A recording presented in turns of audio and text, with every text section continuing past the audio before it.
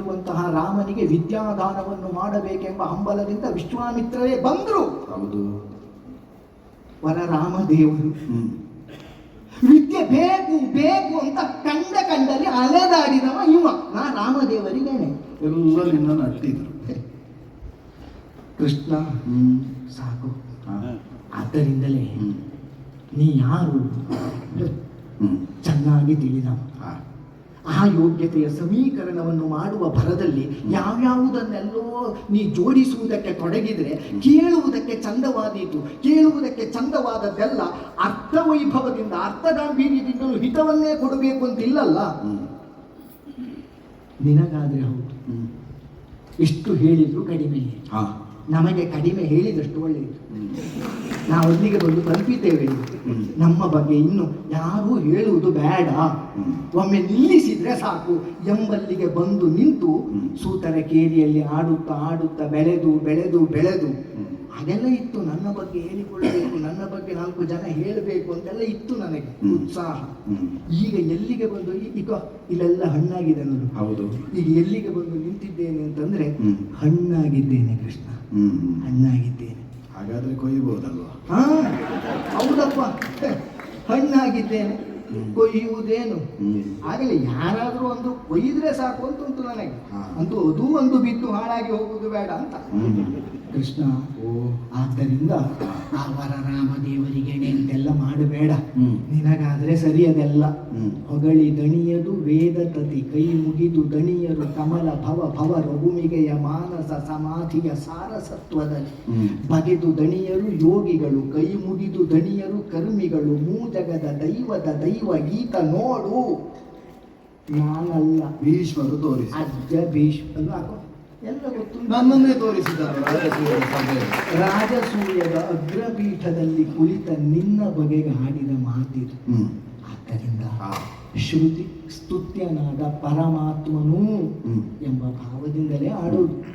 ಸಾಕು ಕೃಷ್ಣ, ಇದ್ದದ್ದನ್ನಿಟ್ಟುಕೊಂಡ್ರೆ ಸಾಕು ಎಂಬ ಸ್ಥಿತಿಗೆ ಬಂದು ನಿಂತಿದ್ದೇನೆ. ನೀ ಇಲ್ಲದ ಬಣ್ಣ ಎಲ್ಲ ಬಳಿಯುವುದಕ್ಕೆ ಬಂದರೆ ನೀ ತಾಂಬೂಲ ಹಾಕುವ, ಅದಕ್ಕೆ ಸುಣ್ಣ ಬೆರೆಸುವ, ಅದಕ್ಕೆ ಎಂಥದ್ದು ಬಣ್ಣ ಬರ್ತದೆ, ಇದೆಲ್ಲ ಬೇಡ ಕೃಷ್ಣ. ಇದೆಲ್ಲ ಯಾವುದು ಬೇಡ. ಯಾಕೆ ಗೊತ್ತೋ, ನಾ ತಾಂಬೂಲ ಹಾಕುವುದನ್ನೇ ಬಿಟ್ಟಿದ್ದೇನೆ. ಹೌದು ಕೃಷ್ಣ, ಮದ್ಯ ಮುಟ್ಟುವುದಿಲ್ಲ, ಮಾಂಸ ತಿನ್ನುವುದಿಲ್ಲ, ತಾಂಬೂಲ ತಿನ್ನುವುದಿಲ್ಲ, ಅರ್ಜುನನ ಕೈಕಾಲು ತೊಳೆಸಿಕೊಳ್ಳುವುದಿಲ್ಲ. ನನ್ನದು ಪ್ರತಿಜ್ಞೆ ಉಂಟು. ಅರ್ಜುನನನ್ನು ಕೊಲ್ಲದೆ ಇಷ್ಟು ಮಾಡುವುದಿಲ್ಲ. ಅಂತೂ ಪ್ರತಿಜ್ಞೆ ಅಂದ್ರೆ ನಿನ್ನ ಪಾರ್ಥನಿಗೆ ಒಂದೇ ಅಂತ ಅಲ್ವ ನಿನ್ನ ಲೆಕ್ಕ. ಇನ್ನೊಂದು ಪ್ರತಿಜ್ಞೆಯನ್ನು ಹಾಳು ಬಿಡಬೇಕು ಅಂತ ತಾಂಬೂಲ ಕೊಡುವುದ ನೀನು ಕೃಷ್ಣ. ಆದ್ದರಿಂದ ಕುಲವಿಹೀನ ಸೂಕಜ ಕುಲೋದ್ಧಾರಕ ಸಾಂದೀಪನಿ ಮಹರ್ಷಿಗಳು ಒಮ್ಮೆ ಹೋದ್ರೆ ಸಾಕು ಅಂತ ಅಲ್ಲ ಕೈ ಮುಗಿದದ್ದು. 64 ದಿವಸದಲ್ಲಿ 64 ವಿದ್ಯೆಯನ್ನು ಪರಿಪೂರ್ಣವಾಗಿ ಕಲಿತ. ಅಂದ್ರೆ ಈ ಪ್ರಪಂಚಕ್ಕೆ ತಾನು ಬಂದದ್ದರಿಂದ ಈ ಪ್ರಪಂಚ ನ್ಯಾಯನ ತನಗೊಂದು ತಂದೆ, ತನಗೊಂದು ತಾಯಿ, ತನಗೊಂದು ತಮ್ಮ, ತನಗೊಂದು ಅಣ್ಣ, ತನಗೊಬ್ಬ ಶತ್ರು, ತನಗೊಬ್ಬ ಮಿತ್ರ ಇದ್ದ ಹಾಗೆ ತನಗೊಬ್ಬ ಗುರುವು ಬೇಕಲ್ಲ ಎಂಬ ಕಾರಣದಿಂದ ಆಯ್ಕೆ ಮಾಡಿದ ತನ್ನ ಗುರುತ್ವ ಸಾರ್ಥಕ ಅಂತ ನಿನಗೆ ಕೈ ಮುಗಿದದ್ದು. ಸತ್ತು ಹೋದ ಮಗನನ್ನು ಗುರು ದಕ್ಷಿಣೆಯಾಗಿ ಕೊಟ್ಟೇ ಅಲ್ವೋ ನೀ ಬಂದದ್ದು ಅಲ್ವೋ? ಆದ್ದರಿಂದ ನಮಗೆ ಗುರುದಕ್ಷಿಣೆ ಅಂತದ್ದಿಲ್ಲ, ಕೇಳಲಿಲ್ಲ. ಮತ್ ಸಮೋಸಿ ಅಂತ ಹೇಳಿದ ತತ್ಕ್ಷಣದಲ್ಲಿ ನೀವು ಹೊರಡು ಅಂತ ಅಲ್ಲ ಅವರು ಹೇಳಿದ್ದು. ಮತ್ ಸಮೋಸಿ ಅಂತ ಹೇಳಿದ ಕೆಲ ದಿನ ಕಳೆದ ಮೇಲೆ ಶಾಪ ಕೊಟ್ಟು ಕಳಿಸಿ. ನೆಟ್ಟಿ ಮಂತ್ರಾಕ್ಷತೆಯಿಂದ ಕೆಂಪಾಗುವುದು ಆವಾಗ. ಕುಂಕುಮ ಹಾಕಿದ್ದರಿಂದ, ಹರಿದ್ರ ಹಾಕಿದ್ದರಿಂದ ಅಲ್ಲ. ಆ ಶಬ್ದ, ಆ ಭಾವ ಯಾವುದು ಎನ್ನುವುದರಿಂದ ನೆಟ್ಟಿ ಕೆಂಪಾಗುವುದು. ನೆಟ್ಟಿಯು ಕೆಂಪಾಗಿದೆ. ಅಕೋ ಸೂರ್ಯ ಇನ್ನೇನು ಮುಳುಗು ಕೆಂಪಾಗುತ್ತಾ ಇದ್ದಾನೆ, ಕೆಂಪಾಗುತ್ತಾ ಇದ್ದಾನೆ. ತಂಪು ಹೊತ್ತಿನಲ್ಲಿ ಯಾಕೆ ಬಿಸಿ ಏರಿಸ್ತಿ ಕೃಷ್ಣ? ಸಾಕು, ಮುಗಿಯುತ್ತಾ ಆಯ್ತಾ ನಿನ್ನದು? ನಿಲ್ಲುವ ತ್ರಾಣ ಇಲ್ಲ, ನಿಲ್ಲುವ ತ್ರಾಣ ಇಲ್ಲ. ಪಾದದ ಕೆಳಗಿರುವ ನೆಲ ಕುಸಿಯುತ್ತಿರುವ ಅನುಭವ.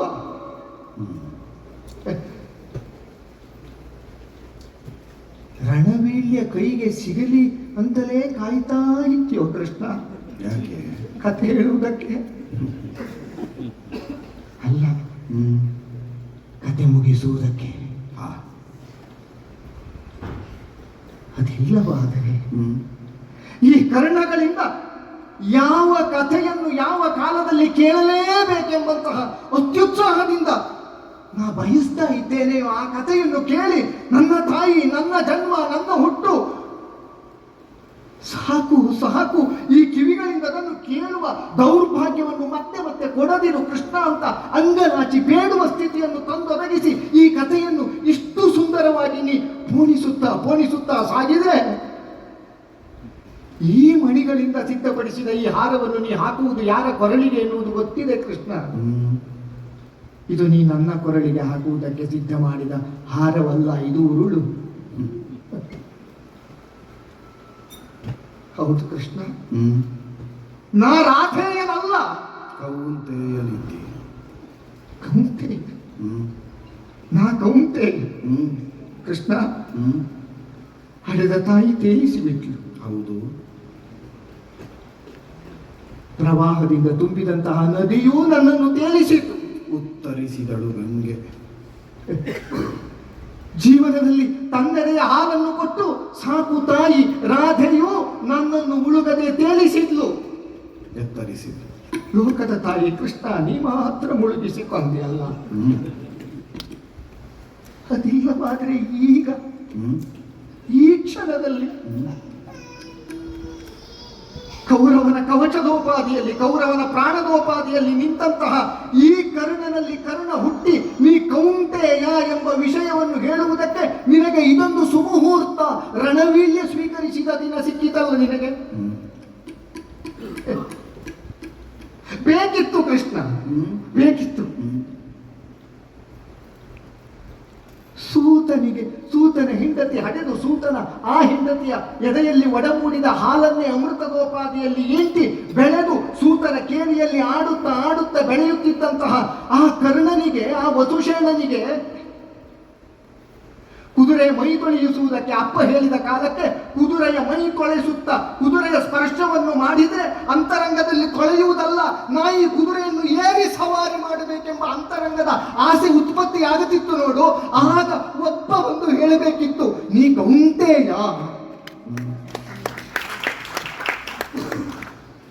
ಸೂತನ ಕೇರಿಗೆ ನಾಯಕನಾದಂತಹ ನನ್ನ ಸಾಕು ತಂದೆ ಅಧಿರಥ ಕೈಯಲ್ಲಿ ಚಮ್ಮಟಿಕೆಯನ್ನು ಕೊಟ್ಟು ಸಾರಥಿಯ ಸ್ಥಾನವನ್ನು ತೋರಿಸಿ ಏರುವಂತ ರಥ ತೋರಿಸಿದ್ರೆ ಸಾರಥಿಯಾಗಿ ಚಮ್ಮಟಿಕೆಯನ್ನು ಬೀಸುವುದಕ್ಕಲ್ಲ, ಧನುಸ್ಸನ್ನು ಹಿಡಿದು ಮಹಾರಥಿಯಾಗಿ ವಿಜೃಂಭಿಸುವ ಆಕಾಂಕ್ಷೆ ಒಡಮೂಡುತ್ತಿರುವ ಕಾಲಕ್ಕೆ ಒಬ್ಬ ಹೇಳಿದ್ದರೆ ನೀ ಕೌಂತೆಯ.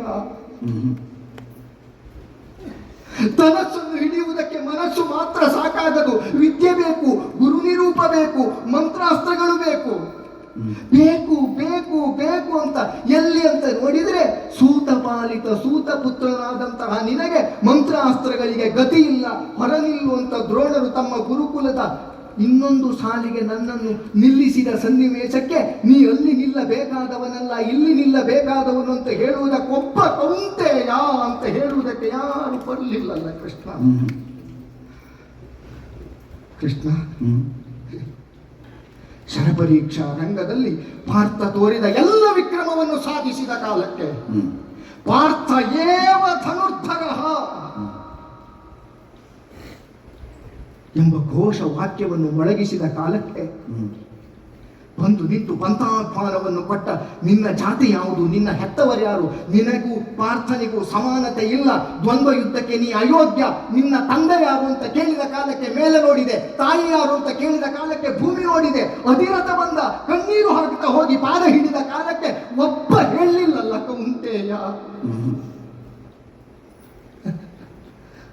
ಕೃಷ್ಣ, ಧನುಸ್ಸನ್ನೇ ಹಿಡಿದು ಹೋದ. ಕೇಳಿದ್ರು, ನೀನು ಕ್ಷತ್ರಿಯನೋ? ನನಗೆ ಗೊತ್ತಿಲ್ಲ. ವಿದ್ಯಾದಾನ ಮಾಡಿದ ಭಾರ್ಗವರು. ಹೌದಲ್ಲ? ಕೇಳಿದೆ ನಾನಾಗ ಕೃಷ್ಣ. ವೈಷ್ಣವಿ ಶಕ್ತಿಯನ್ನು ಸೆಳೆದು ನಿಂತ ಕಾಲಕ್ಕೆ ರಾಮ ಯಾರು ಅಂತ ಯೋಚಿಸಿದಂತಹ ಭಾರ್ಗವರಿಗೆ ದುಂಬಿ ರಕ್ತ ಹರಿಯುವ ಹಾಗೆ ತೊಡೆ ಕೊರೆದ ಕಾಲಕ್ಕೆ ಕರ್ಣ ಯಾರು ಅಂತ ನೋಡುವ ಮನಸ್ಸು ಬರಲಿಲ್ಲ. ನೋಡಿದ್ದರೆ ಕೌಂತೆಯ. ಶಾಪ ಬರ್ತಿರ್ಲಿಲ್ಲ. ಮಂತ್ರಾಸ್ತ್ರಗಳಿಗೆ ನೀ ಅಯೋಗ್ಯ ಅಯೋಗ್ಯ ಅಯೋಗ್ಯ ಎನ್ನುವುದನ್ನು ಕೇಳಿ ಕೇಳಿ ಮಂತ್ರಾಸ್ತ್ರವನ್ನು ಪಡೆಯಲೇಬೇಕೆಂಬ ಅದಮ್ಯ ಬಯಕೆ ಅಂತರಂಗದಲ್ಲಿ ಯಾಕೆ ಬಂತು? ಮಂತ್ರಕ್ಕೆ ಹುಟ್ಟಿದವ ನಾನು, ಮಂತ್ರಕ್ಕೆ ಹುಟ್ಟಿದವನಿಗೆ ಮಂತ್ರಾಸ್ತ್ರಕ್ಕೆ ಯೋಗ್ಯತೆ ಇಲ್ಲ ಅಂತ ತಿರಸ್ಕರಿಸಿದ ಪ್ರಪಂಚಕ್ಕೆ ನೀ ಮಂತ್ರಕ್ಕೆ ಹುಟ್ಟಿದವ ಅಂತ ಹೇಳುವುದಕ್ಕೆ ಮಂತ್ರಮೂರ್ತಿಗೆ ಇಷ್ಟು ದಿನ ಬೇಕಾಯ್ತಲ್ಲ. ರಣಕ್ಷೇತ್ರದಲ್ಲಿ ಅಲ್ಲ, ಶರಪರೀಕ್ಷಣ ರಂಗದಲ್ಲಿ ತಂದೆಯನ್ನು ಯಾರು ಅಂತ ಕೇಳಿದ ಕಾಲಕ್ಕೆ ಮೇಲೆ ನೋಡಿದೆ ಕರ್ಮ ಸಾಕ್ಷಿ. ನೀ ಆಡುತ್ತಿ ಸೂರ್ಯ ಮಂತ್ರವನ್ನು ಉಚ್ಚರಿಸಿದ ಕಾಲಕ್ಕೆ ಸೂರ್ಯ ಇಳಿದು ಕುಂತಿಯ ಬಳಿಗೆ ಬಂದ. ತಂದೆ ಯಾರು ಅಂತ ದೀನನಾಗಿ ಮೇಲೆಕ್ಕೆತ್ತಿ ನೋಡಿದ ಕಾಲಕ್ಕೆ ಕರ್ಮ ಸಾಕ್ಷಿ ಅಲ್ವೋ? ತಾನೇ ಮಾಡಿದ ಕರ್ಮಕ್ಕೆ ಸಾಕ್ಷಿ ನುಡಿಲಿಕ್ಕೆ ಅವನು ಬರಲಿಲ್ಲ. ಶತಶೃಂಗ ಪರ್ವತದಿಂದ ಆ ಪಾಂಡವರೆಲ್ಲ ಬಂದಾಗ ಹಾಗೆ ಒಪ್ಪಿದ್ರು. ಬಂದ ಋಷಿಮುನಿಗಳೆಲ್ಲ ಹೇಳಿದ್ರು ಇದು ಪಾಂಡು ಸಂತಾನ. ಹೌದು. ಆದ್ದರಿಂದ ಒಳಗೆ ಕರ್ಕೊಂಡ್ರು. ಕೃಷ್ಣ ಹಸ್ತಿನಾವತಿಗೆ ಬಹಳ ಹಿಂದೆಯೇ ಒಂದು ಲೇಖನ ಬಂತು. ನಿನ್ನ ತಮ್ಮಂದಿರ ಮಕ್ಕಳಾದ ಪಾಂಡವರನ್ನು ಚೆನ್ನಾಗಿ ನೋಡಿಕೊಳ್ಳದೆ ಇದ್ರೆ ಗತಿ ಸರಿ ಇರುವುದಿಲ್ಲ ಅಂತ. ಹೌದು. ಪಾಂಡವರ ರಕ್ಷೆಗೆ ಹಾಗೆ ಅದೇ ಮಂತ್ರದಿಂದ ಹುಟ್ಟಿದ ಕೌಂತೆಯರಿಗೆ ರಕ್ಷಣೆ ಕೊಟ್ಟ ಒಬ್ಬ ಇದ್ದಾನೆ. ಲೇಖನ ಬರೆದವ ಯಾರು? ಕೃಷ್ಣ. ಆ ಲೇಖನದ ತುದಿಯಲ್ಲಿ ಎಲ್ಲೇ ಆದರೂ ಕೌಂತೆಯರಾರು ಮಂದಿ ಅಂತ ಒಂದು ವಾಕ್ಯ ಸೇರಿಸಿದ್ದಾರೆ. ನನ್ನ ಹಣೆಯ ಲೇಖ ತಿದ್ದುತ್ತಿತ್ತೋ ಏನೋ. ದ್ರೌಪದಿ ಸ್ವಯಂವರ ಮಂಟಪದಲ್ಲಿ ಇನ್ನೇನು ಹಣವನ್ನು ಭೇದಿಸುವುದಕ್ಕೆ ಸಿದ್ಧವಾಗಿ ನಿಂತ ಕಾಲಕ್ಕೆ ನಾಹಂ ವರಯಾಮಿ ಸೂತಂ ಎಂಬ ಉದ್ಘೋಷ ಒಳಗಿದ ಕಾಲಕ್ಕೆ ಸಭೆಯಲ್ಲಿ ಎಲ್ಲರೂ ಇದ್ರು. ಕೃಷ್ಣ, ನಾನು ಇದ್ದೆ. ಎಲ್ಲರೂ ಇದ್ರು. ನೀ ಕೌಂತೆಯ ಇಲ್ಲ. ಯಾವ ಯಾವ ಕರ್ಣನ ಜೀವನ ಉಜ್ಜೀವನವಾಗುವುದಕ್ಕೆ ಸುಮುಹೂರ್ತಗಳಾಗಿದ್ದವೋ ಆ ಯಾವ ಮುಹೂರ್ತದಲ್ಲಿಯೂ ನೀ ಕೌಂತೆಯ ಎಂಬ ಸತ್ಯ ದರ್ಶನವಾಗದೆ ಈ ಕಾಲಕ್ಕೆ ಬದುಕು ಬೇಡ. ಕೃಷ್ಣ, ಹುಟ್ಟುವುದು ಯಾಕೆ ಕೃಷ್ಣ? ಒಂದು ಹಂತದ ವಯಸ್ಸಿರುವವರೆಗೆ, ಉತ್ಸಾಹ ಇರುವವರೆಗೆ ಬದುಕುವುದಕ್ಕೆ ಅಂತ ನಾವು ಅದರ ಹಿಂಬಾಲಕರಾಗಿ ಸಾಗುತ್ತೇವೆ. ಅದೇ ಸತ್ಯ. ಹುಟ್ಟಿದ್ದು ಬದುಕುವುದಕ್ಕೆ ಎಂಬ ಛಲ ಎಲ್ಲಿಯವರೆಗೆ ಇರ್ತದೋ ಅಲ್ಲಿಯವರೆಗೆ ಇದೆಲ್ಲ ಬೇಕಾಗ್ತದೆ. ಕೃಷ್ಣ, ನಾನು ಎಲ್ಲಿ ಹುಟ್ಟಿದೆ, ಯಾರಿಗೆ ಹುಟ್ಟಿದೆ, ಯಾಕೆ ಹುಟ್ಟಿದೆ, ನನ್ನ ಮುಂದಿನ ಗುರಿ ಏನು, ಎಲ್ಲವೂ ಬೇಕಾಗುತ್ತದೆ. ಒಂದು ವಯಸ್ಸು ಬರ್ತದೆ ಕೃಷ್ಣ ಜೀವನದಲ್ಲಿ. ಮುಂದೆ ಸಾಗುತ್ತಾ ಹೋದ ಹಾಗೆ ಅವ ಒಳ್ಳೆಯವನಾಗಲಿ ಕೆಟ್ಟವನಾಗಲಿ ಅವನಿಗೆ ಒಂದು ವಯಸ್ಸು ಬರ್ತದೆ. ಹುಟ್ಟಿದ್ದು ಯಾಕಾಗಿ ಅಂತ ಕೇಳಿದ್ರೆ ಅವನು ಉತ್ತರಿಸ್ತಾನೆ, ಸಾಯುವುದಕ್ಕಾಗಿ. ಹೌದು. ಹುಟ್ಟಿದ್ದು ಯಾಕೆ ಕಾರಣ ಅಂತ ಕೇಳಿದ್ರೆ ಸಾಯುವುದಕ್ಕಾಗಿ ಅಂತ ನಿಂತ ಕಾಲಕ್ಕೆ ನೀ ಹುಟ್ಟಿದ್ದು ಕುಂತಿಗೆ ಅಂತ ಹೇಳಿ ಯಾವ ಪುರುಷಾರ್ಥ ಸಾಧಿಸುವುದಕ್ಕೆ ಹೊರಟಿದ್ದಿ? ಯಾವ ಪುರುಷಾರ್ಥ ಸಾಧನೆ? ಕರ್ಣನ ಬದುಕಿಗೆ ಬೇಕಾಗಿ ಅಂತಾದ್ರೆ ನೀ ಹೇಳಬೇಕಾದದ್ದು ಈಗಲ್ಲ, ಕರ್ಣನ ಸಾವಿಗೆ ಬೇಕಾಗಿಯೋ? ಸಾವಿಗೇ ಬೇಕಾಗಿದ್ದರೆ ಕರ್ಣ ನೀ ಸಾಯಿ ಅಂದ್ರೆ ಸಾಯ್ತಿದ್ದೆ. ಈ ಸೀಸ, ಕಾದ ಸೀಸವನ್ನು ಕಿವಿಗೆ ಹೊಯ್ದು ಯಾಕೆ ಕೊಲ್ಲುತ್ತಿ? ಯಾವ ಪುರುಷಾರ್ಥ? ಯಾಕೆ ಈ ಕತೆ? ಹತಭಾಗ್ಯನಾದ ಕರ್ಣನನ್ನು ಬಾಣದಿಂದ ಎಷ್ಟು ಬೇಕಾದರೂ ಚುಚ್ಚು, ಕವಚ ಇಲ್ವೋ? ಹುಟ್ಟಿದ ಕಾಲಕ್ಕೆ ಇದ್ದ ಕವಚವನ್ನು ಕತ್ತರಿಸಿಕೊಟ್ಟದ್ದರಿಂದ ವಸುಸೇನ ಕರ್ಣನಾದ. ಬರಿಯದೆಯಲ್ಲಿ ನಿಂತವನ ಎದೆಗೆ ಬಾಣ ಬಿಡುವ ಯೋಗ್ಯತೆ ಇಲ್ಲದೆ ಆ ನಾಲಿಗೆಯ ವಾಗ್ಬಾಣದಿಂದ ಹೀಗೆ ಚುಚ್ಚಿ ಚುಚ್ಚಿ ಕೊಲ್ಲುವ ಸಂಕಲ್ಪ ಯಾಕೆ ದೇವರೇ ನಿನಗೆ? ಯಾಕೆ ಹಠ ನಿನಗೆ? ಕಾರಣ ನೋವಿನಿಂದ ಬರುವ ಮಾತುಗಳಿಗೆಲ್ಲ ಅರ್ಥ ಇರಬೇಕು ಅಂತಿಲ್ಲ, ಉದ್ಗಾರಗಳೇ ಸಾಕಾಗುತ್ತದೆ. ಯಾಕಂದ್ರೆ ನೋವಿನ ಅಭಿವ್ಯಕ್ತಿ. ಯಾಕೆ ಹೇಳಿದೆ ಕೃಷ್ಣ? ಯಾಕೆ ಹೇಳಿದೆ? ಬದುಕಿಸುವುದಕ್ಕೋ ಸಾಯಿಸುವುದಕ್ಕೋ? ನೀ ಸಾಯಿಕರಣ ಅಂತ ಹೇಳುವುದಕ್ಕೆ ಬಂದದ್ದಲ್ಲ, ನಿನಗವಳು ತಾಯಿಕರಣ ಅಂತ ತೋರಿಸುವುದಕ್ಕೆ ಬಂದದ್ದು.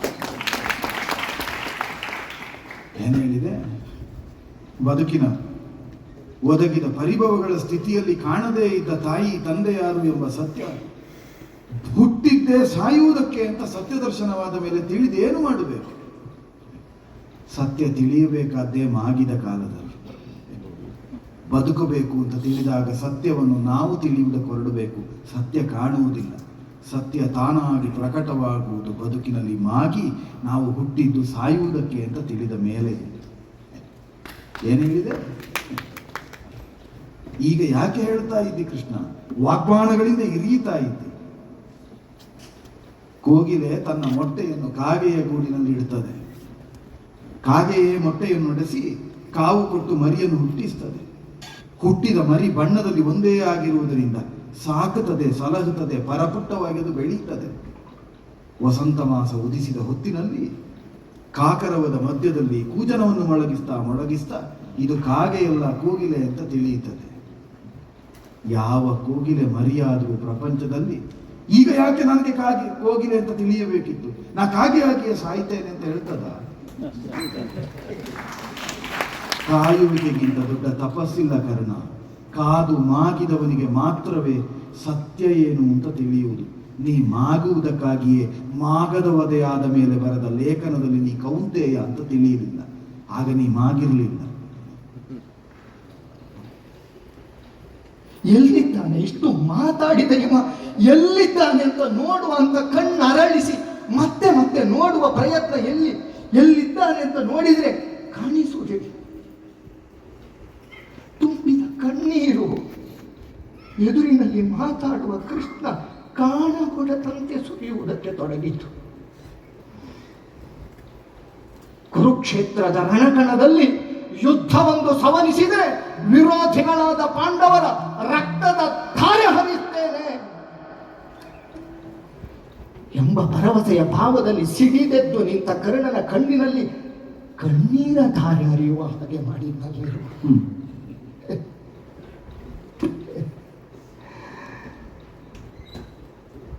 ರಣವೀಳ್ಯ ಸ್ವೀಕರಿಸಿದ ಮರುಕ್ಷಣದಲ್ಲಿಯೇ ಯುದ್ಧ ಪ್ರಾರಂಭಿಸಿಬಿಟ್ನಲ್ಲ. ಸಭೆಯಲ್ಲಿ ಕುರುಕ್ಷೇತ್ರಕ್ಕೆ ತನ್ನವರನ್ನು ಕರ್ಕೊಂಡು ಬರ್ತೇನೆ ಅಂತ ಹೇಳಿ ಹೊರಟವ. ಹೋಗಿ ರಣವೀಳ್ಯ ಅವರಿಗೆ ತಲುಪಿಸಿ ಹೀಗಾಯಿತು, ನೀವು ಯುದ್ಧಕ್ಕೆ ಸಿದ್ಧರಾಗಬೇಕು ಅಂತ ಹೇಳಿ ಅವರನ್ನು ಕರ್ಕೊಂಡು ಬಂದು ಯುದ್ಧ ಪ್ರಾರಂಭ ಆಗುವುದಲ್ಲ. ಇವ ಮರುಕ್ಷಣದಲ್ಲಿ ಈ ತಟದಲ್ಲಿ ಯುದ್ಧ ಪ್ರಾರಂಭಿಸಿ ಕೊಂದನಲ್ಲ. ನಮ್ಮ ಒಡೆಯ ಭರವಸೆಯ ಭಾವದಲ್ಲಿದ್ದ. ಯುದ್ಧಕ್ಕೆ ಸಹಾಯಕನಾಗಿ ಒದಗಬೇಕು ಕೃಷ್ಣ ಅಂತ ಕೇಳುವುದಕ್ಕಾಗಿ ದ್ವಾರಾವತಿಗೆ ಹೋದ ಸಂದರ್ಭದಲ್ಲಿ ಹರಿಯೇ ನೀ ಪಾಂಡವ ಪಕ್ಷವೇ ಹೊರತು ನಮ್ಮೊಳಗಾಗುವೆಯ, ಆಗುವುದಕ್ಕಿಲ್ಲ ನೀನು. ಹೊಕ್ಕಿರಿಯಲಾಗದು ರಣದಿ, ರಣದಲ್ಲಿ ನೀ ಆಯುಧ ಪಾಣಿಯಾಗಿ ತರಿಯುವುದಕ್ಕೆ ಬರಕೂಡದು.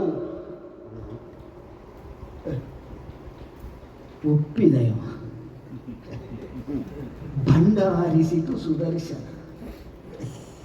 ಬೇಕೋ ಸುದರ್ಶನ?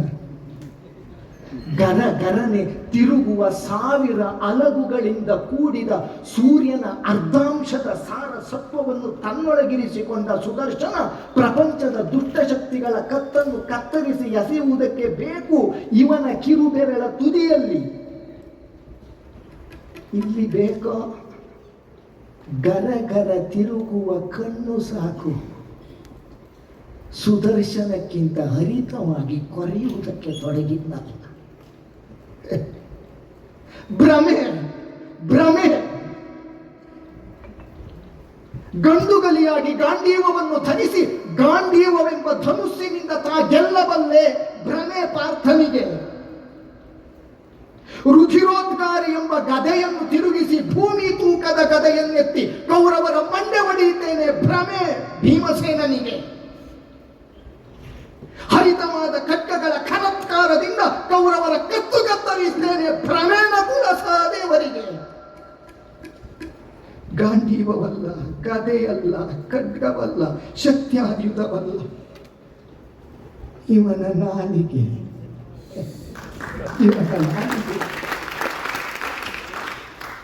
ಪಾಂಡವರು ಯುದ್ಧ ಗೆಲ್ಲುವುದು ಆಯುಧದಿಂದಲ್ಲ, ಇವನ ನಾಲಿಗೆಯಿಂದ.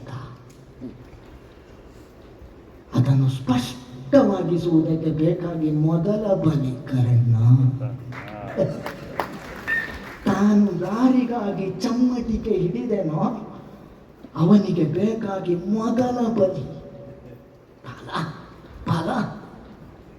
ಕೃಷ್ಣ ಕಾರುಣ್ಯವೋ ಕೃಷ್ಣ ಕಾಠಿಣ್ಯವೋ? ಬೆಣ್ಣೆ ತಿಂದ ನಾಲಿಗೆಗೆ ಮಾತ್ರ ಇಂತಹ ನವಿರು ಸಿದ್ಧಿಸುವುದಕ್ಕೆ ಸಾಧ್ಯ, ಅದಿಲ್ಲದಿದ್ರೆ ಸಾಧ್ಯವಿಲ್ಲ. ಕರ್ಣ, ರಣರಂಗಕ್ಕೆ ಬರ್ತೀಯೋ? ಕಾದಾಟಕ್ಕೆ ಸಿದ್ಧನಾಗಿದ್ದೀಯೋ? ಕೊಲ್ಲುತ್ತೀಯೋ ಯಾರನ್ನೂ? ನಿನ್ನ ಬೆನ್ನ ಹಿಂದೆ ಬಿತ್ತು ನೀ ಯಾವ ಕರುಳ ಬಳ್ಳಿಯಲ್ಲಿ ಅರಳಿದ ಹೂವೋ ಅದೇ ಕರುಳ ಬಳ್ಳಿಯಲ್ಲಿ ಅರಳಿದ 5 ಹೂವುಗಳನ್ನು ಕೊಂದು ಕಳೆಯುವುದಕ್ಕೆ ಬರ್ತೀಯೋ? ಬಾ. ಕರುಳ ಬಳ್ಳಿಯನ್ನು ಉರುಳಾಗಿಸಿ ಕೊರಳಿಗೆ ಸುತ್ತುವುದು ಹೇಗೆ ಕಲಿಬೇಕು. ನಾ ಹಗ್ಗ ತಕ್ಕೊಂಡು ಸಭೆಯಲ್ಲಿ ಕಟ್ಟುವುದಕ್ಕೆ ಹೋದೆ.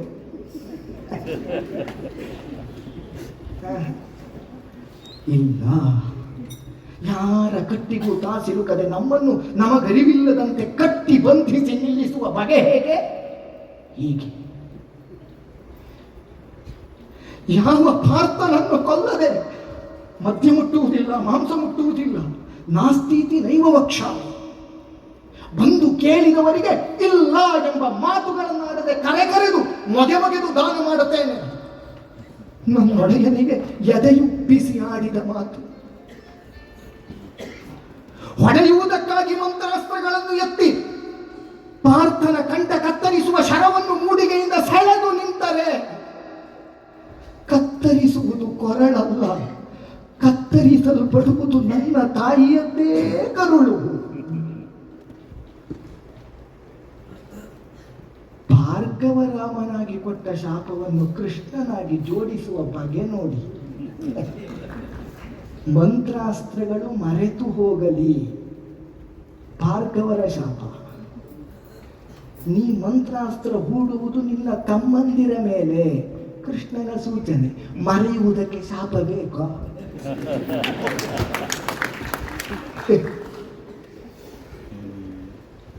ಬೇಡ. ಜಗತ್ತಿಗೆ ಸ್ವಾಮಿ ಎಂದೆನಿಸಿದಂತಹ ಕೃಷ್ಣ ಬಂದಿದ್ದಾನೆ, ಭಾಗ್ಯದ ಬಾಗಿಲು ತೆರೆದಿದೆ. ಅವನೆಂದಂತೆ ಒಪ್ಪೋಣ ಒಪ್ಪೋಣ ಒಪ್ಪೋಣ. ಅನ್ನ ಕೊಟ್ಟವನಿಗೇನು ಮಾಡಿ, ಅನ್ನ ಕೊಟ್ಟವನಿಗೇನು ಮಾಡಿ. ನಾ ಕಾಯುವುದಕ್ಕೆ ಸಿದ್ಧನಾಗಿ ಕಾದದೆ ಉಳಿದೆ ಅಂತಾದ್ರೆ ನಾ ಕೊಂದೆ ನನ್ನೊಡೆಯನನ್ನು. ಇದೇ ಮಾತನ್ನು ನನ್ನೊಡೆಯನಲ್ಲಿ ಆಡಿದ್ದಲ್ಲ. ಯಾರಿಗರು ಭೂತಳದಿ ನಿನ್ನಯ ಭೂರಿ ಭಾಗ್ಯದ ಹೋಲುಮೆಗೆ ನೀ ಚಕ್ರವರ್ತಿಯಾಗುತ್ತಿ. ಎಡದಲ್ಲಿ ಮತ್ತೆ ಪಾಂಡವರು ನಿಲ್ತಾರೆ, ನಿನ್ನ ತಮ್ಮಂದಿರು ನಿಲ್ತಾರೆ, ನೀ ಚಕ್ರವರ್ತಿ. ಒಂದು ಕ್ಷಣದ ಹಿಂದೆ ಕೌರವನ ಸಭೆಯಲ್ಲಿ ಕೌರವನಿಗೆ ಹೇಳಿ ಬಂದಿದ್ದಾರೆ,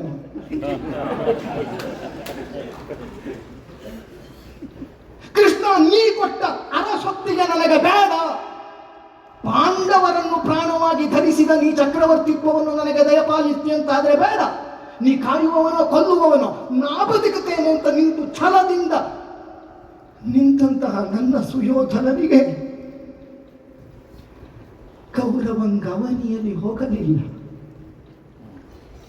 ಅವನಿಗೆ ಬೇಕಾದದ್ದು ನಿಷ್ಪಾಂಡವ ಪೃಥ್ವಿ. ಕರ್ಣ ಕೌಂತೆಯನಾಗಿ ಒಪ್ಪಿಸಿಕೊಡುವ ಭೂಮಿ ಅವನಿಗೆ ಬೇಡ. ಅವನಿಗೆ ಬೇಕಾದದ್ದು ನಿಷ್ಪಾಂಡವ ಪೃಥ್ವಿ. ಪಾಂಡವರ ರಕ್ತದಿಂದ ಕೆಂಪಾಗದ ಭೂಮಿಯಲ್ಲಿ ಅವ ಬದುಕಲಾರ. ಪಾಂಡವರ ರಕ್ತದಿಂದ ಕೆಂಪಾಗಿಸುವುದಕ್ಕೆ ನನ್ನ ತಮ್ಮಂದಿರು ಒಕ್ಕಿರಿದನಲ್ಲ. ಧರ್ಮ ಸಂಕಟದಲ್ಲಿ ತಲ್ಲಣಿಸುವಂತಹ ಮನಸ್ಸು ಆಗಬೇಕು. ಪ್ರಪಂಚದ ಸಜ್ಜನರ ಪಾಲಿಗೆ ಆಡಬಾರದನ್ನೇ ಇದುವರೆಗೆ ಆಡುತ್ತಾ ಅವರೆಲ್ಲ ತಮ್ಮ ಕರ್ಣ ಮುಚ್ಚಿಕೊಳ್ಳುವ ಹಾಗಿನ ಮಾತುಗಳನ್ನಾಡಿದ ಕರ್ಣನ ನಾಲಿಗೆಗೆ ಸಂಸ್ಕಾರ ಸಿಗಬೇಕು ಅಂತಾದರೆ ಕರ್ಣನ ಕರ್ಣಗಳಿಗೆ ಇಂಥದ್ದೊಂದು ಕಠೋರ ವಾಕ್ಯ ತಾಗಬೇಕು. ಏನು ಕಲ್ಪನೆ. ಎಡದಲ್ಲಿ ಪಾಂಡವರು, ಬಲದಲ್ಲಿ ಕೌರವರು, ಚಾಮರ ಬೀಸುವುದಕ್ಕೆ ಭೀಮಸೇನ, ಪಾದ ತೊಳೆಯುವುದಕ್ಕೆ ಧರ್ಮರಾಜ ಬಂದು ನಿಲ್ತಾರೆ. ನೀ ಚಕ್ರವರ್ತಿಯ ಚಕ್ರವರ್ತಿಯ ಭ್ರಮಿಸಿದ್ದಾನೆ. ಹೇಳಿದ್ನಲ್ಲ, ಜೀವಕ್ಕೆ ಬದಲಾಗಬೇಕಾದ ಸ್ವಾತಂತ್ರ್ಯವನ್ನು ಕೊಟ್ಟೇ ನಾ ಮಾತಾಡ್ತೇನೆ ಅಂತ ಆಡಿದ್ನಲ್ಲ. ಮಾಧವ ಮರುಳು ಮಾಧವ ಮಹಿಯರ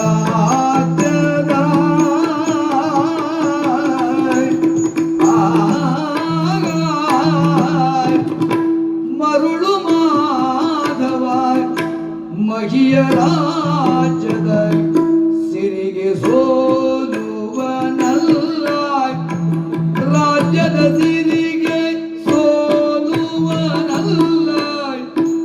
ಕೌಂತೆಯರು ಸುಯೋಧನ ನನಗೆ ಬೆಸಗೈವಲ್ಲಿ ಮನವಿಲ್ಲ. ಕೌಂತೆಯರು ಸುಯೋಧನ ನನಗೆ ಬೆಸಗೈವಲ್ಲಿ ಮನವಿಲ್ಲ.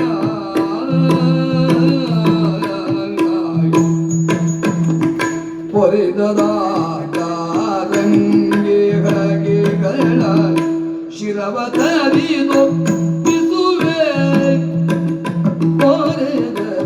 ಪೊರೆದರಂಗೆ ಹಗೆಗಳ ಶಿರವ ತರಿದೊಪ್ಪಿಸುವೆ. ಹಗೆಗಳ ಶಿರವ ತರಿದೊಪ್ಪಿಸುವೆ ಎಂಬಿ ಪರದೊಳಿದೆನು ಗೌರವೇದನ ಕೊಂದೆ ನೀನು. ಪರದೊಳಿದೆನು